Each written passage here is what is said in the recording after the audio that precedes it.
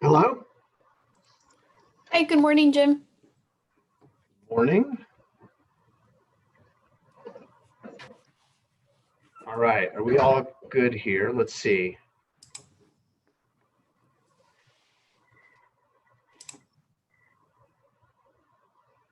All right, Jim, I hear you. Good. Excellent.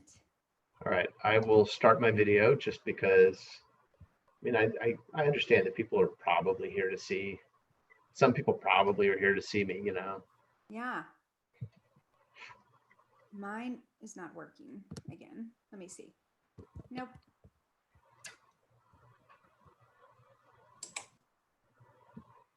Oh, I see Michelle. I don't have audio for Michelle yet, but.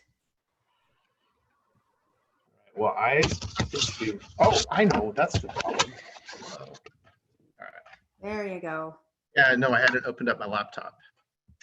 So, great. I'm the only one with a video going. Come on, people, you can't all escape that. Well, they actually, in the instructions, Jim, they told us to turn our videos off, I believe. Yeah, I did. People actually read the instructions. I absolutely read the instructions. Yeah, it automatically turns everyone's video off, but you're welcome to turn it on. Well, I don't kind of care either way.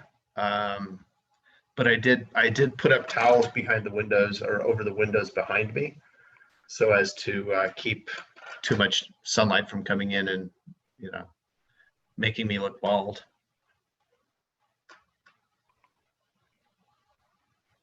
There we go.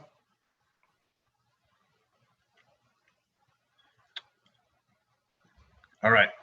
Looks like we're just a few minutes away. I'm stepping away to go warm up my coffee, and we'll be right back. Hi, Michelle.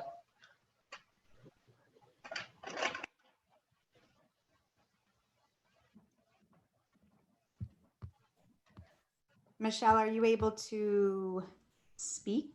Is the audio working?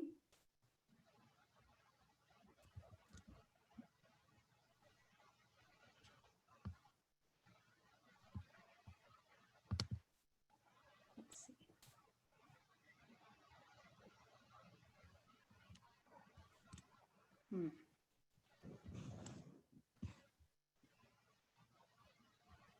Let's check on you.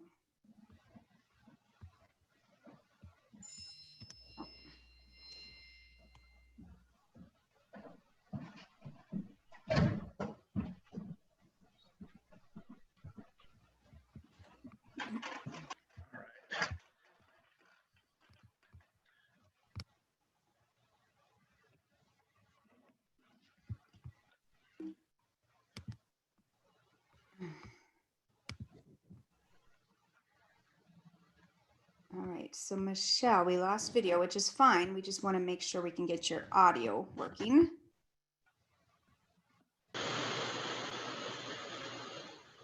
Oh.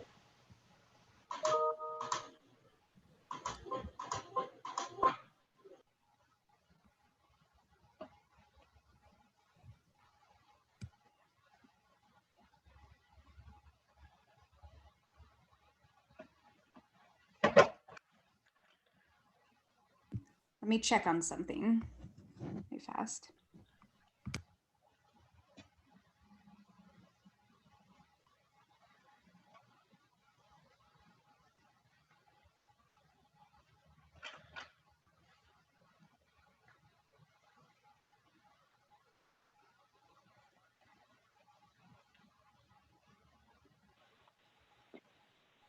Tisha, this is Jody. It's showing her as muted when you look at the participant list.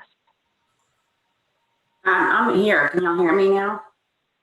Yep, there she is. Okay. That was weird. I was going through the WOA app, whatever, and that wasn't letting me log on or be able to hear anything. I could see, but. Yeah, this is just going to be great when we're back to normal. Just like on so many levels. Well, good. Well, I think we're all, I think we're here and can roll whenever. I don't know, Nancy, are you going to kick us off here and send us on our way, or what should? Yeah, you guys are free to start. It looks like everything's working now, so go ahead. Nancy, are you, sorry, this is Tish one more time. Are we supposed to record it, or are you recording, or is that something? I'm recording now, and I see Jim and Michelle are also recording, and you are, so yeah. If I am, it's not. I'm not intending to. That is not. Okay, maybe it's saying it's recording what's happening on the screen right now, but Yeah. in case I have my recording on. Great. All right. Well, I think we can go and jump in. It's 11:15 or 10, I guess 10:15 Pacific, and believe me, I'm sure I'm not the first one to say I wish we were there in person in Pacific time in San Diego today. That sounds like a wonderful thing, and have missed being there. It's the first year in a long time we've missed this and not been there in person, and look forward to next year. So today's session is about accountability pilots and essentially exploring a couple experiments of late with state programs designed to encourage and support pilot efforts out in the field at the school and district level, and learn about accountability, different ideas and thoughts and activities that have promise for next generation accountability. So without further ado, why don't we, I'm Jim Griffin with Momentum, and you can see our information below, but I'd love to hand it over here to Michelle and let her introduce herself and take us from here. Hi, everyone. Thanks for joining us today. Looking forward to talking to you guys about local accountability and what's going on in Texas.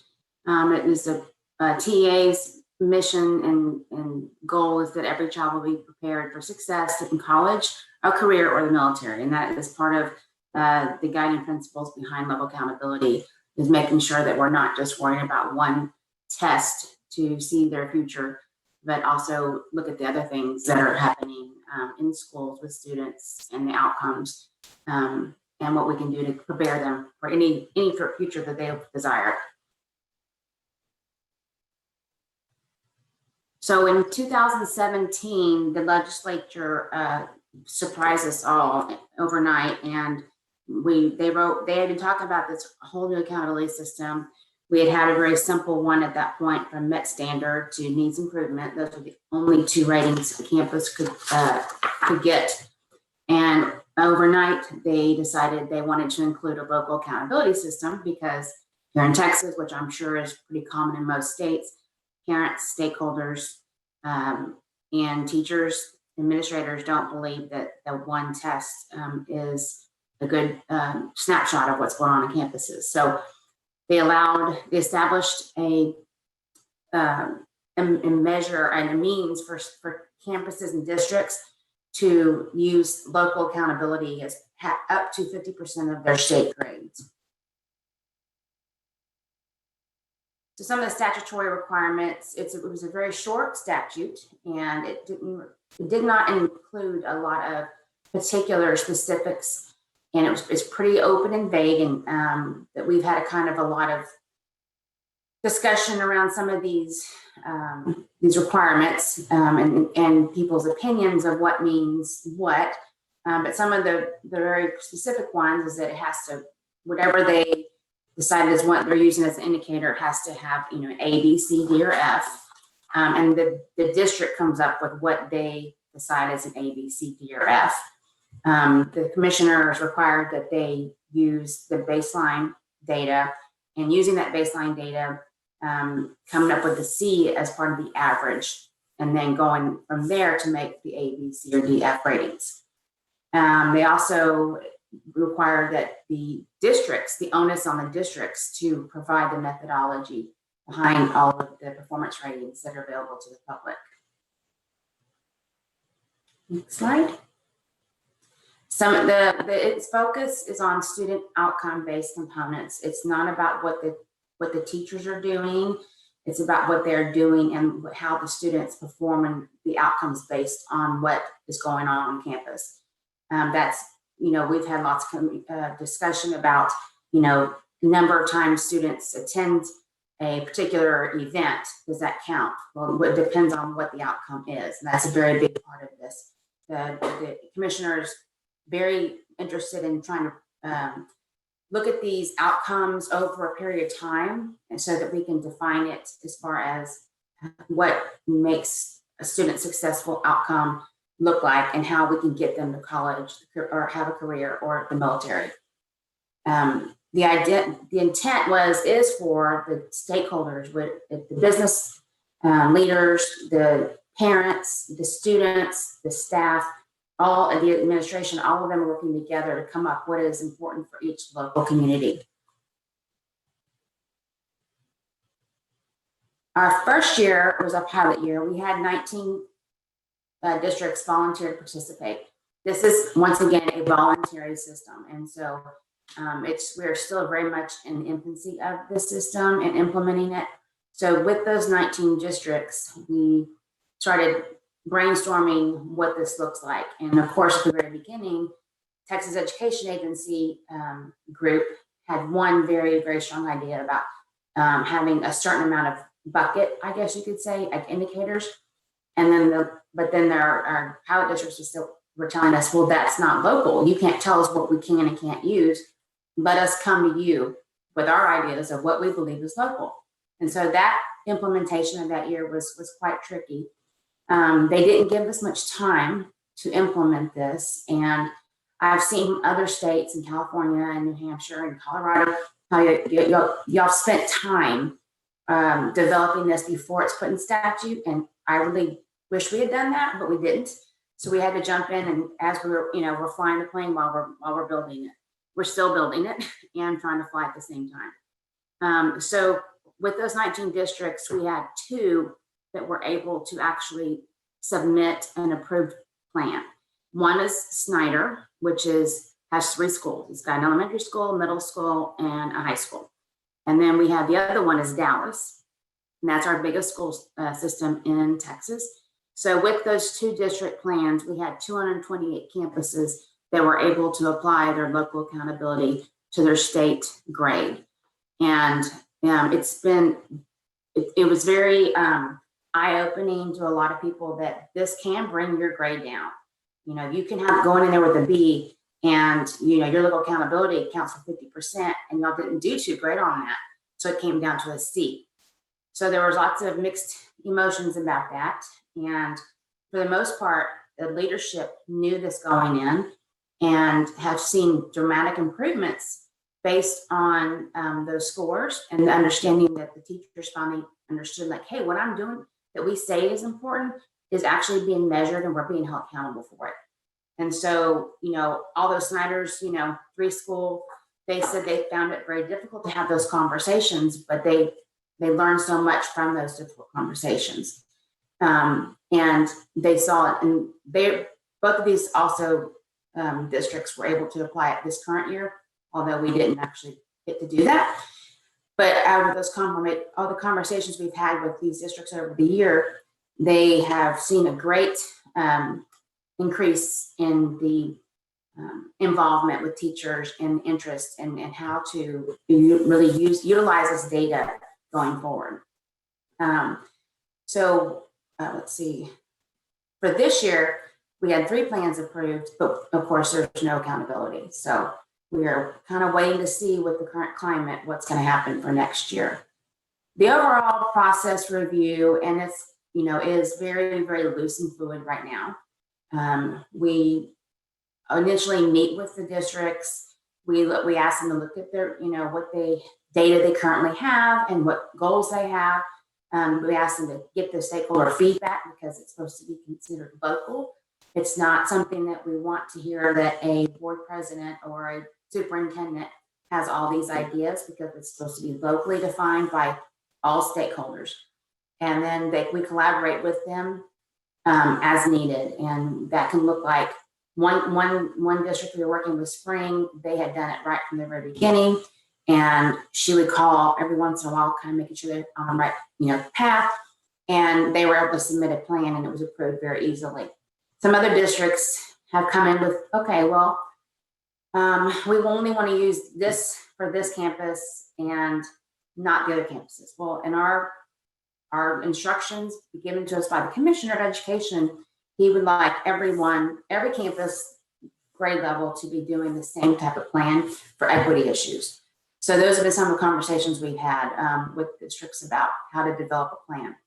Then they submit the plan. Most times when we've been working with, really hard with the district, they're always going to be, and that's our goal, is that we work with them until we can find a good compromise, and we collaborate with them until we feel like they're very comfortable with their plan and we are very comfortable putting that out there on our website and using it for 50% of state accountability ratings.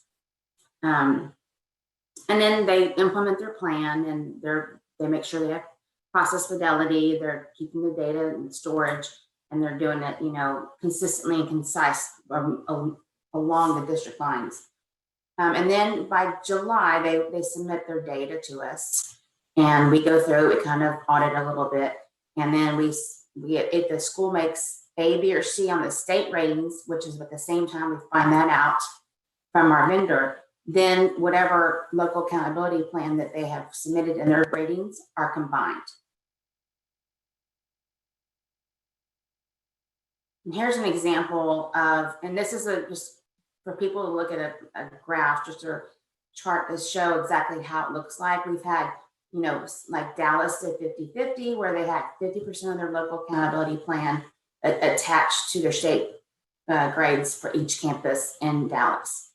Then for Schneider, they only decided they wanted to use 30% of local accountability and 70% of their state accountability. We've also had people that have come in and want to make their local accountability 65% and their state, it's only 35%, but that's not allowed per statute.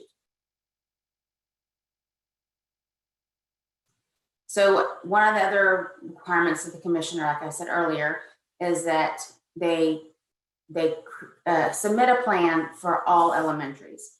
So like, you've got a couple elementaries that, may have some type of magnet school in them or some kind of different charter twist on it. Those campuses can submit a different plan, but because they have different indicators, but they can't just be excluded. Like if it's an AEA or something, just because it's an AEA, they need to be included as well because of the equity issues. He's very, very strong and opinionated on that subject. Some of the requirements are that, you don't have to have, and we don't want to see a plan with 50 components in it because not all of that can be measured really well. And so the smallest requirements we have is that you can have one domain and two components, at least two components, or you have two domains and one component each. And that may look like, and we've had just, people submit K2, RTI data or their assessment model, whatever they're using just for the K2, which is fine as long as they're doing that along all the campuses that in the district that have that school type.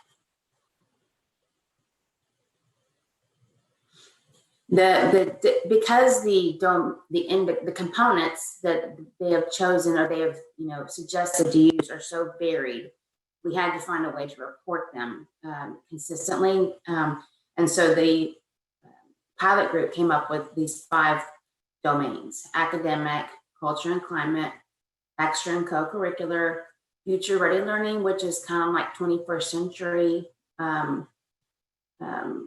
way of thinking, and then a locally determined. And so we've allowed them the flexibility to kind of come up with one on their own that they feel that they do not feel fit one of these other domains. And again, the minimum requirements is that they have at least one domain with 2 components, and then no more than 10 components among all the domains. Again, we want to keep it small and to measure only those very up to 10 things that are really important to all stakeholders. So that's about it. We are still in the infancy of this program, and we have really enjoyed meeting and talking to other stakeholders around the United States about what they're doing. And if anyone has any questions for me, I think we'll hold it to the end. But this is how you can look at a little bit more specifics about our website. And then our guide is pretty detailed with examples and exemplars. And then also, if you or anyone in wherever you're located is interested in attending one of our 30-minute introductory webinars, that's also located here at the end of the slide. Thank you very much.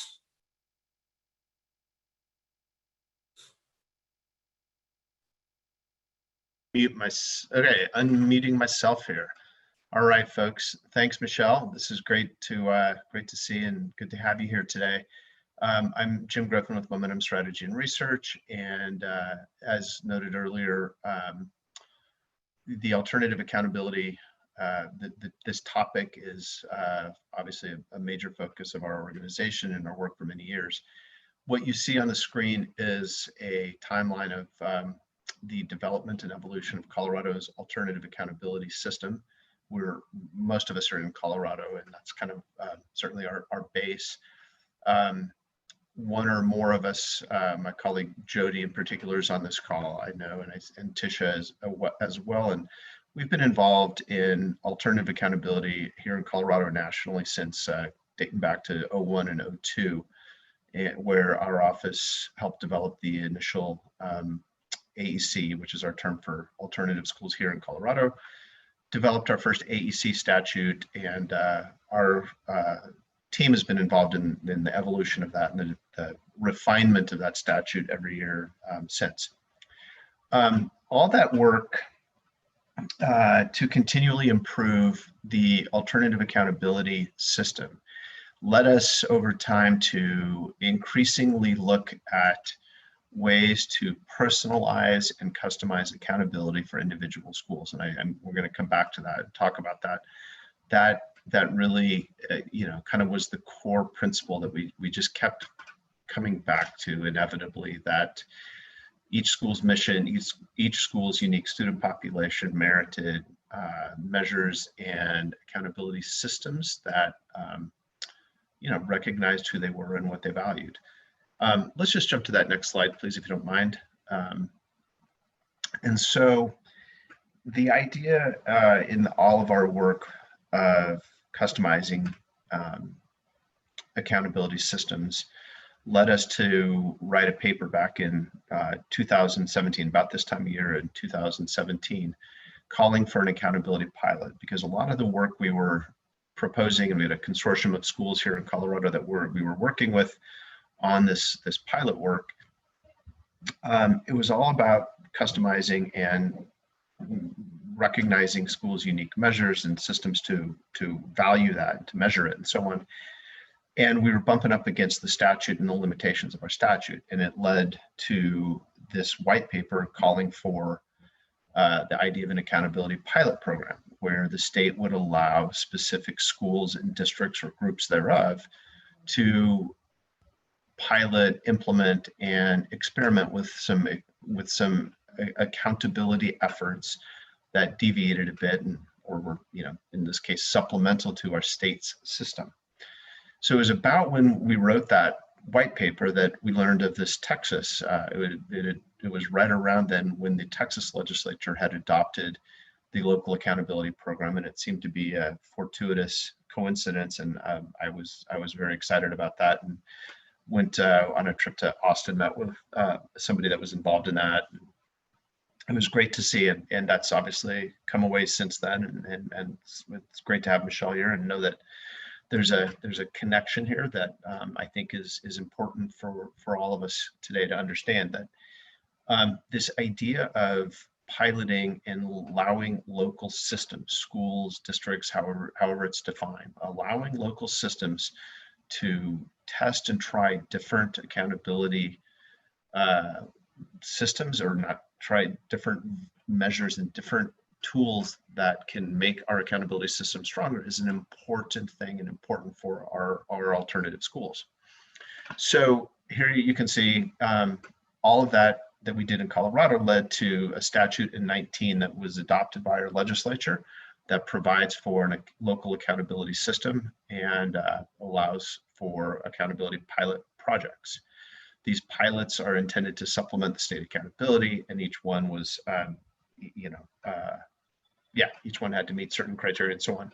So there was a state grant program. The accountability pilot program came with some grant money, and so the state put it out to the competition in, what was that? So the statute passed in 19. In early 20, the state got around to running a competition for pilot status and grant funding. So we can jump forward onto that. You can see that was kind of the point of the accountability system, and it provides some of the criteria there and what the state was looking for in accountability pilots. We can go to the next one. And so the pilot project, the grant competition run by our state, they received a variety of applications from schools and districts. Each one was, and each in this case was required to be working with an accountability partner or have an accountability partner that could help with some of the measurement and some of the technical stuff. Our organization ended up being the partner on a couple of these proposals that were funded. So move on to the next one. And you can see there are a whole variety of these two slides provide a little bit of a thumbnail on the various different projects that were funded by the state as accountability pilot projects. Some are big school districts. You can see Jefferson County Schools is, these are big school districts. Some are small school districts. And then the one that I want to circle back on is on the screen right now, and it's in bold. It's a partnership of a whole group of Colorado AECs led by our friends at the New America School. And let's go on to the next slide if we could, please. So that pilot project in particular, we call the Measuring Opportunity Pilot Project. It's a group of AECs, and it is intended to, it's organized around this idea of customizing accountability, beginning with an accountability roadmap that spells out for each individual school a variety of measures that are better suited and custom kind of designed for each school and their students. That's a kind of a short explanation of what the project is.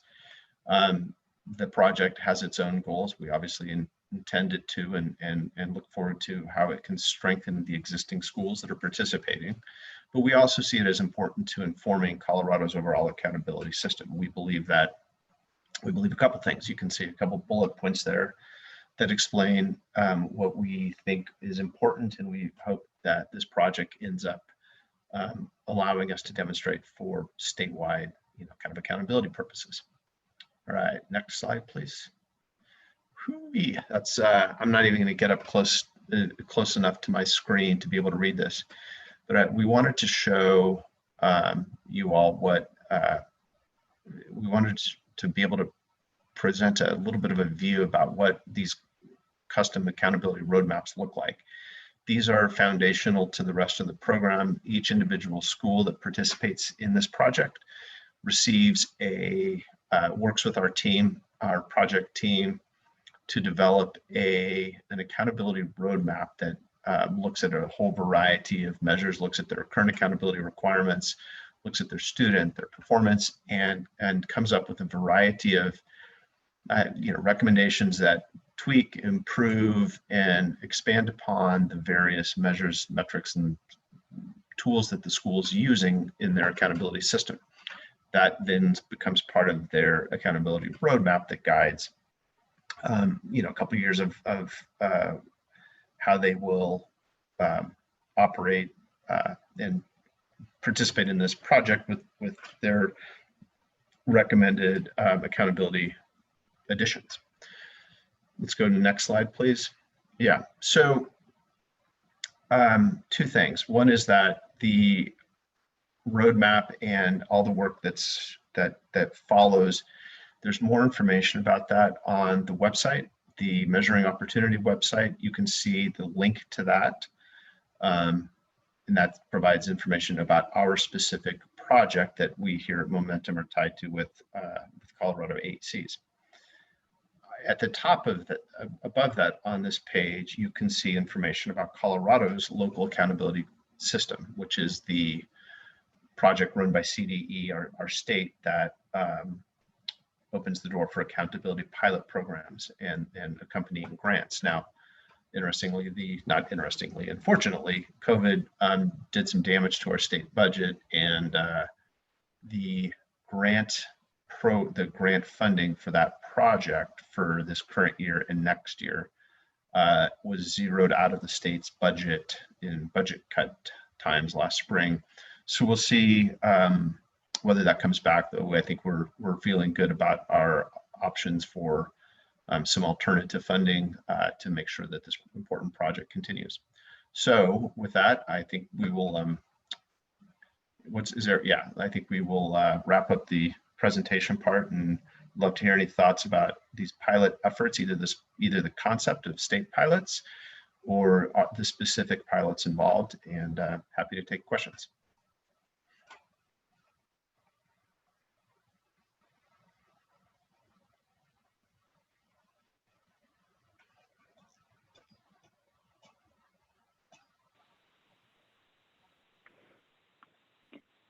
Hi, so this is Jody with Momentum.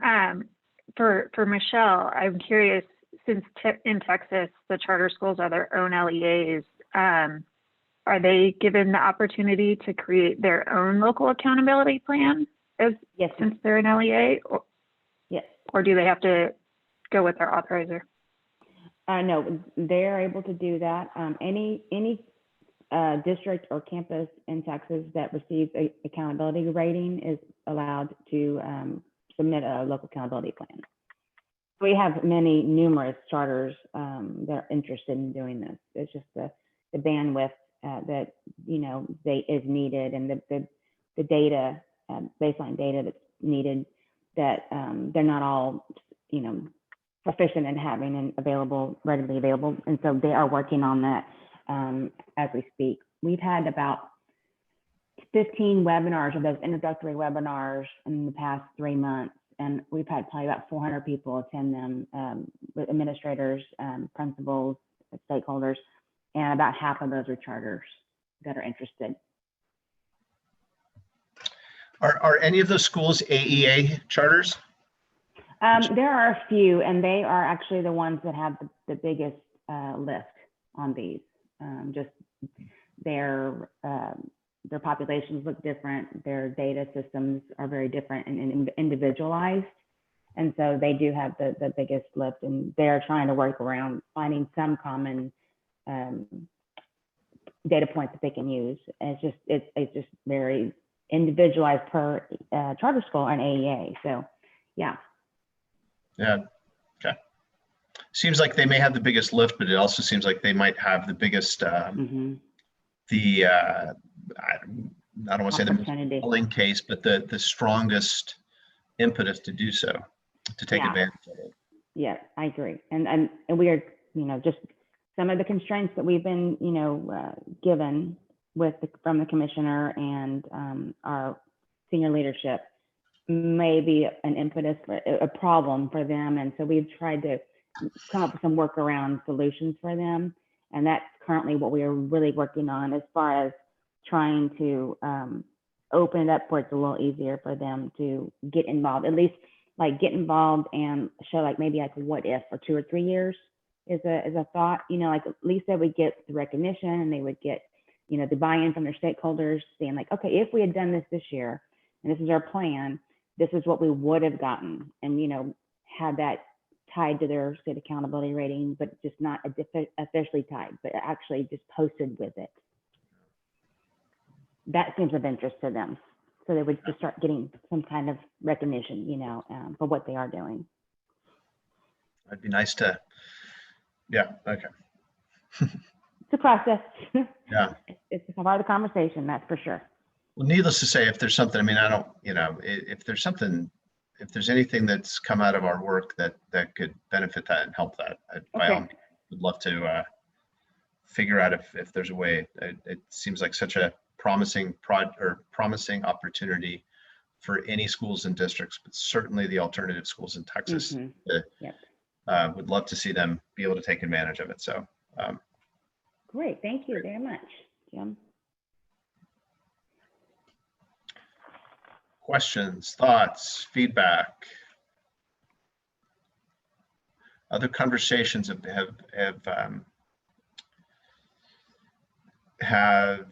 does anyone have familiarity, or are there other states that have floated ideas of accountability, experimentation, and kind of latitude?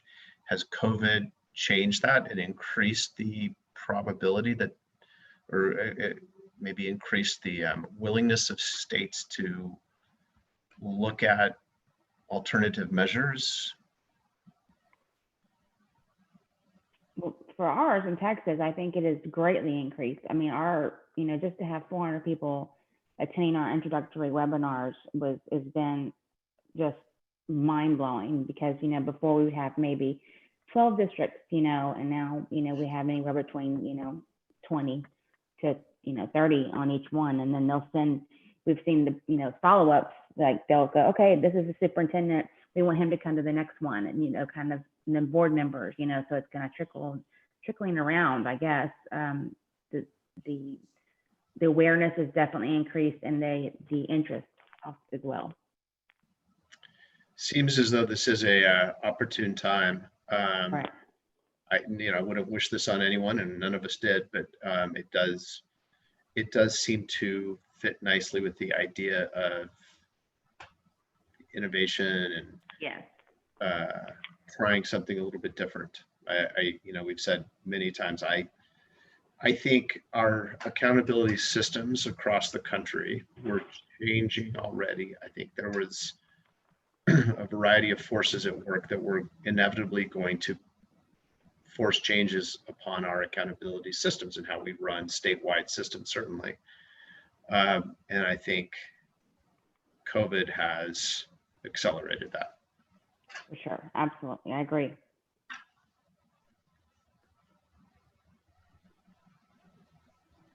Thoughts, feedback? This is Tim. I'm formerly of Youthville Charter School of California, now down in New Orleans. So in Louisiana, they've actually doubled down on testing at this point. One of the requirements, the grad requirement for all of our students. They are trying to make better tests, but they are at least giving AECs opportunities to pose some of their own metrics. And last year was the first year that our data from those individual proposals got to be actually presented by the state as part of our accountability scores. So we're moving in a direction of more opportunities for those AECs, but right now it seems like it's still very narrowly focused on testing plus. Tim, your sound is kind of fluctuating. It's coming in and out. I think we got most of that. And if I'm not mistaken, what you're referring to is Louisiana having rewritten its alternative school accountability statute. Certainly on paper, it looked like it was for the better, and it was a meaningful improvement and upgrade. And we've kind of heard bits and pieces about how that has been implemented. Am I correct in hearing that you say that there's been some opportunity for schools to establish school-specific targets, at least, or how has that played out? Yeah, we've been working as a part of the group that made the initial push for the alternative accountability to present some measures. I think we're still really early in the process in terms of advocacy, rollout, and benchmarking of what those look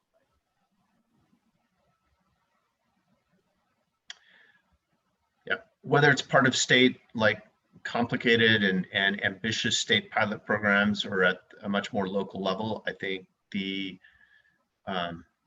you know, I'd like to think, at least, how about that? It's maybe wishful thinking on my part, but I think a tendency and a direction of more of that school specific and more kind of personalized or customized use of, you know, kind of strategic use of measures is kind of the natural direction that we'll see things moving in, I hope.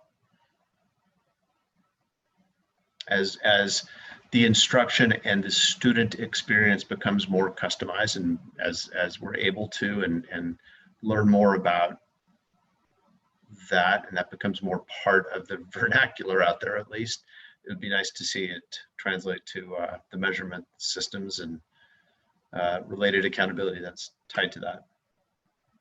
Other thoughts? Feedback from elsewhere? And what else are we hearing?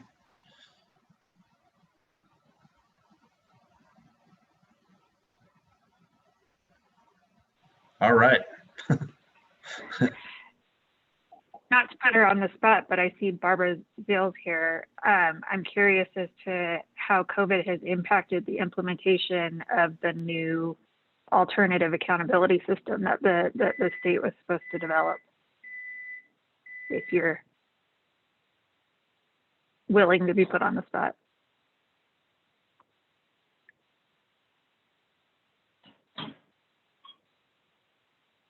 You did unmute, but we can't hear you if you're talking.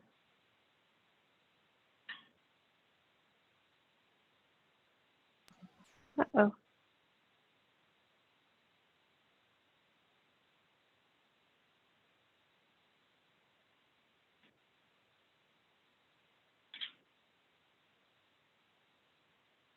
Gotta love technology.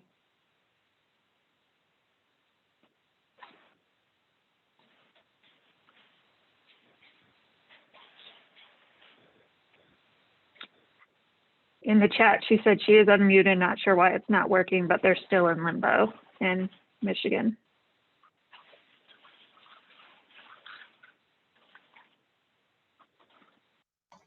I think that could be as much political limbo as COVID limbo, but yes, not surprised. It's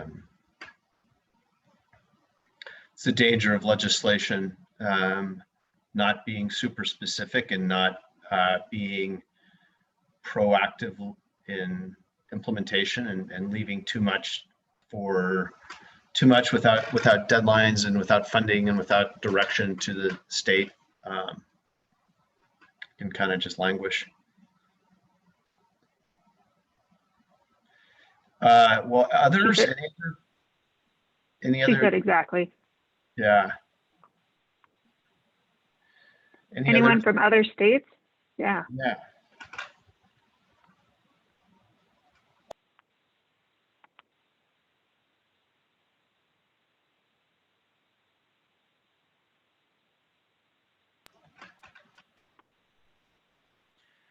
Michelle, since I'll ask you a question while we're waiting for everybody else Okay. to jump in here. What do you see as the next kind of the step? Like, what's if you had to, you know, the statute was passed in Texas a few years ago. You've gone through some initial implementation and some, you know, small number of districts getting off the ground. What would you describe as kind of the next step, either ideally or like realistically?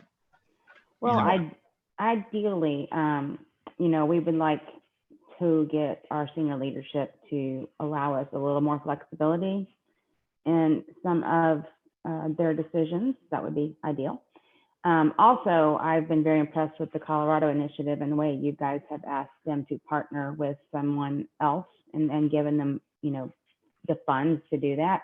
Because like I said, like with AEAs, charter schools, they don't have that kind of funding or the bandwidth or, you know, people to be able to help them.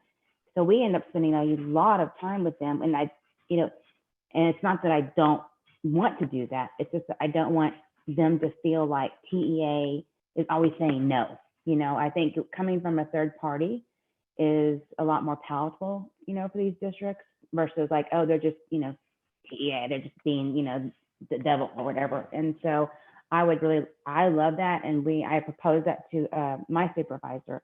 And so I'm actually writing up some information about it and kind of doing a little digging on your website to kind of find more specifics and hopefully be able to present that. But right now I'm asking for funds is not really the best thing. But we're going to pursue it and get that idea out there that, if this is so important to you, Commissioner, and the legislators, then we need to put some teeth into it and to give them the assistance to make local be local without having to tie their hands all the time. Yeah, that makes sense. I think that's But I'm sorry, realistically, what I believe is going to happen, like I said before, there's a lot more interest in local accountability these days because of COVID. And I think it's been something that everybody's wanted to try. And now because of COVID, they have to make that a possibility, and so they're working really hard with us. And I think it'll take, it'll take 2 or 3 years for districts to actually get a good plan at this point put together. And so just taking our time with them, giving them as much, time and of ours and thought partners to work with them and hopefully get some things, small plans approved, and then work and gradually grow them as things start to get back to normal. Yep. Good. Tim added, thank you. We also have some investment at the New Orleans public schools to better figure out accountability metrics, but he's wondering how the politics of having one CMO that operates all 4 of the alternative middle and high schools will impact those conversations.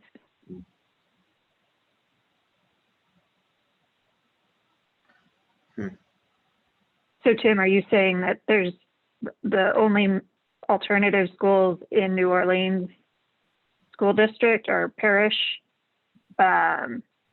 are all run by the same organization? And there's no others? There's one other that's got like 50 students at it, and is kind of more of a drop-in program. But they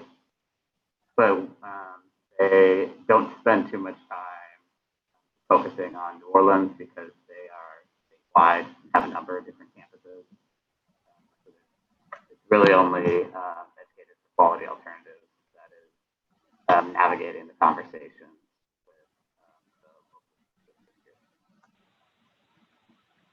Yeah, that probably makes it a little complicated. Are they at least authorized? Are they authorized by New Orleans, or are they not authorized by the city, or sorry, the state authorizer? Actually, not 100% sure about JCFA. Educators for Quality Alternatives is all authorized now by New Orleans Public Schools. We originally authorized by the state Recovery School District. That's more Katrina politics. Save that for another time.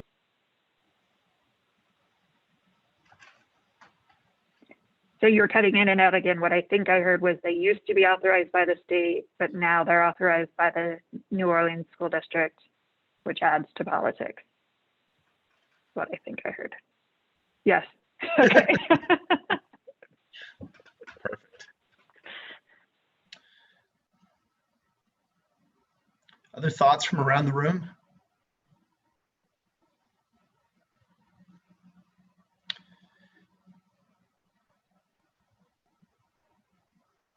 Yeah. Well, guys, I don't know how long we were scheduled to go, but if everybody has said their piece and had their time, I'm happy to wrap us up. Nancy, is that okay? Are we all good? I see there's one more question Yep. in the Huba chat from Barbara. What are the challenges you see for data verification?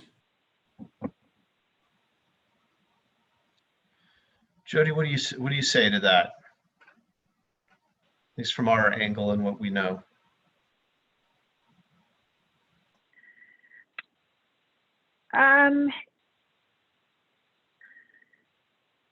There's sort of two answers, I guess, within the Colorado sphere.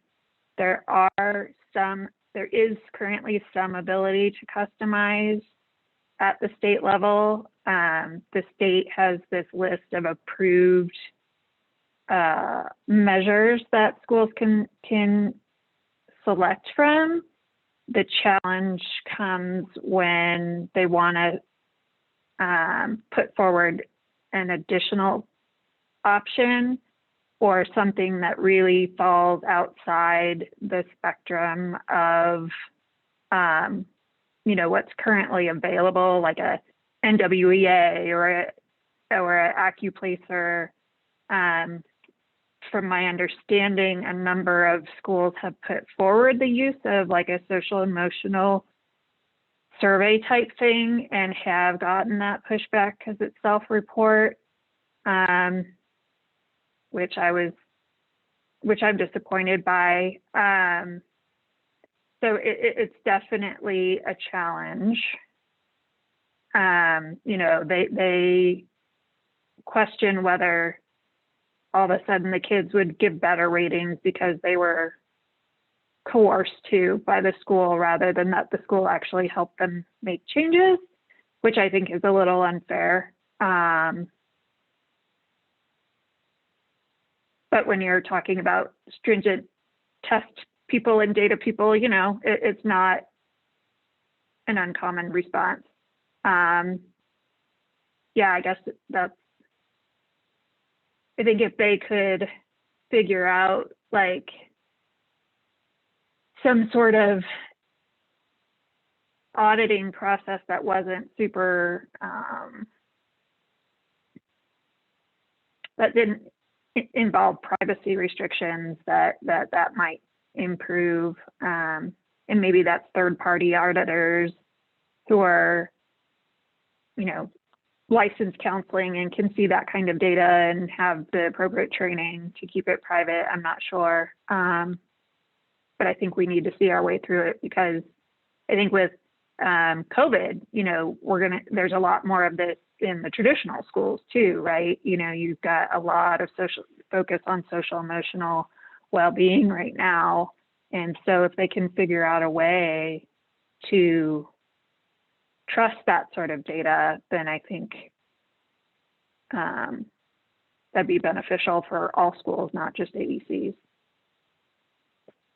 I'm not sure that answered your question or just created more, but there you go.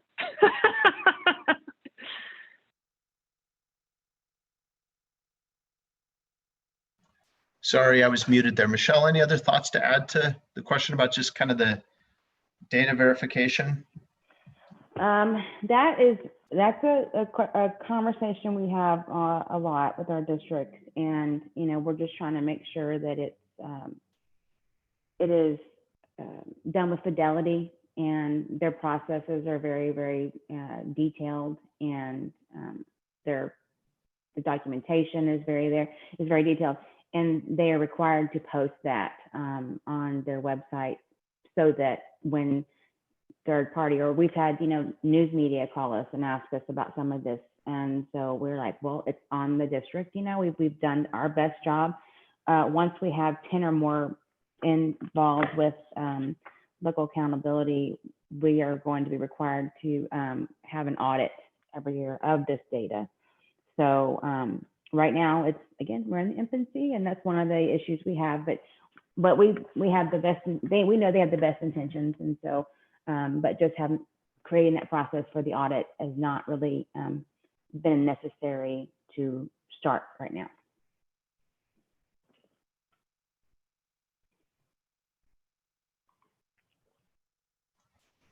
Yeah, I think this whole discussion, especially now, again, like get tired of saying this, but particularly now in our COVID world, I think this whole discussion about data, our traditional norms and expectations for data validity and the certainty that we might have once wanted. I think we've got to like kind of balance that against some of the other values that are pushing here in terms of just having something at times, or recognizing that the reliability that we once maybe could have expected is maybe not in the cards today. And I think we've got to be flexible enough to understand how that's perhaps evolved.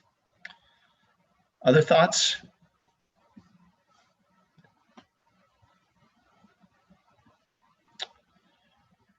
All right.